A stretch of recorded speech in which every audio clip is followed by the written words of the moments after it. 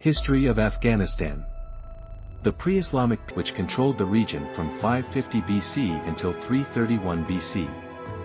Between 330 and 327 BC, Alexander the Great defeated the Achaemenian Emperor Darius III and subdued local resistance in the territory that is now Afghanistan. Alexander's successors, the Seleucids, continued to infuse the region with Greek cultural influence. Shortly thereafter, the Mauryan Empire of India gained control of southern Afghanistan, bringing with it Buddhism. In the mid-3rd century BC, nomadic Kushans established an empire that became a cultural and commercial center, conquering the Afghan tribes and introducing Islam. By the 10th century, the rule of the Arab Abbasid dynasty and its successor in Central Asia, the Samanid dynasty, had crumbled. The Ghaznavid dynasty, an offshoot of the Samanids, then became the first great Islamic dynasty to rule in Afghanistan. In 1220 all of Central Asia fell to the Mongol forces of Genghis Khan. Afghanistan remained fragmented until the 1380s, when Timur consolidated and expanded the existing Mongol Empire. In 1504 the region fell under a new empire, the Mughals of northern India, who for the next 2 centuries contested Afghan territory with the Iranian Safavi dynasty.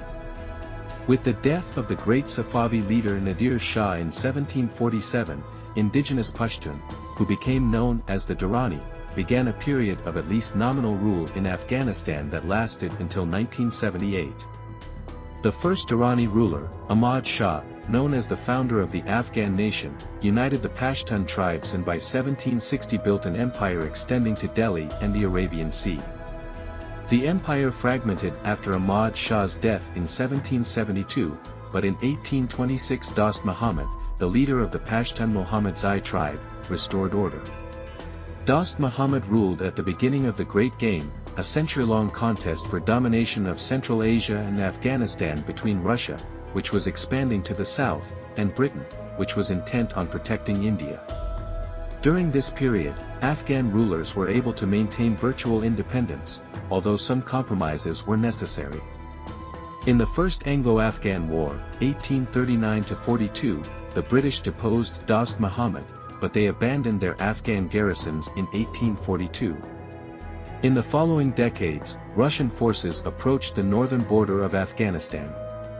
In 1878 the British invaded and held most of Afghanistan in the Second Anglo-Afghan War.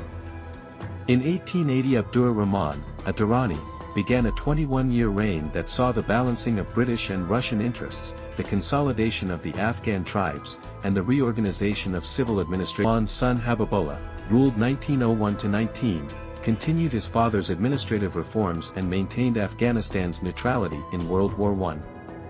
In 1919 Afghanistan signed the Treaty of Rawalpindi, which ended the Third Anglo-Afghan War and marks Afghanistan's official date of independence. In the interwar period, Afghanistan again was a balancing point between two world powers. Habibullah's son Amanullah, ruled 1919–29, skillfully manipulated the new British-Soviet rivalry and established relations with major countries. Amanullah introduced his country's first constitution in 1923. However, resistance to his domestic reform program forced his abdication in 1929.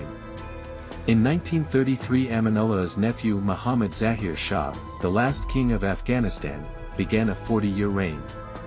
After World War II, in which Afghanistan remained neutral, the long-standing division of the Pashtun tribes caused tension with the neighboring state of Pakistan, founded on the other side of the Durand Line in 1948.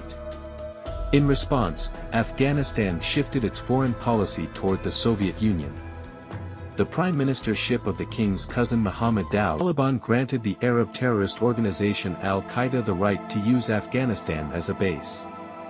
As al-Qaeda committed a series of international terrorist acts culminating in attacks on the United States on September 11, 2001, the Taliban rejected international pressure to surrender al-Qaeda leader Osama bin Laden. When the United States and allies attacked Afghanistan in the fall of 2001, the Taliban government collapsed, but Taliban and al-Qaeda leaders escaped. A United States-led international security assistance force began an occupation that is still in place in 2008. In December 2001, Afghan leaders in exile signed the Bonn Agreement, forming an interim government, the Afghan Interim Administration, under the leadership of the Pashtun moderate Hamid Karzai. In 2002 Karzai was selected president of the Transitional Islamic State of Afghanistan, whose ruling council included disparate leaders of the anti-Taliban Northern Alliance. A new constitution, written by a specially convened Loya Jirga, or Constituent Assembly of Regional Leaders, was ratified in early 2004. In October 2004, an overwhelming popular vote elected Karzai president of the Islamic Republic of Afghanistan. However, regional warlords and large areas of Afghanistan remained beyond the control of the Karzai government. Despite substantial international aid, the Afghan government, which included representatives from many factions, was unable to address numerous social and economic problems. The parliamentary elections of September 2005 gave regional warlords substantial power in both houses of the National Assembly, further jeopardizing Karzai's ability to unite the country.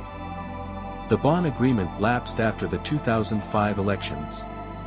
The agreement's successor, the Afghanistan Compact, went into effect in January 2006 to set goals for international assistance in economic development, security, protection of human rights, and the fight against corruption and drug trafficking through 2010. In the meantime, the resurgent Taliban intensified terrorist activities in areas beyond government control, particularly the southeastern provinces. In mid-2006, North Atlantic Treaty Organization, NATO, forces turned back a Taliban offensive aimed at Kandahar. However, beginning in 2007 the Taliban utilized safe havens in adjacent Pakistan to gradually restore and expand its control in Afghanistan. In early 2008, it controlled an estimated 10% of the country while the government controlled only an estimated 30%. Local tribes controlled the remaining territory. Despite US-aided efforts to reduce cultivation of poppies for narcotics production, in 2007 and 2008 that crop accounted for an increasing percentage of Afghanistan's economy and was a major support of the Taliban. In mid-2008, a new international conference in support of Afghanistan reaffirmed international commitments to the country's economic and political stability but demanded improved coordination of aid and reduced corruption. Meanwhile, widespread economic hardship increasingly weakened the Karzai government's support among the population.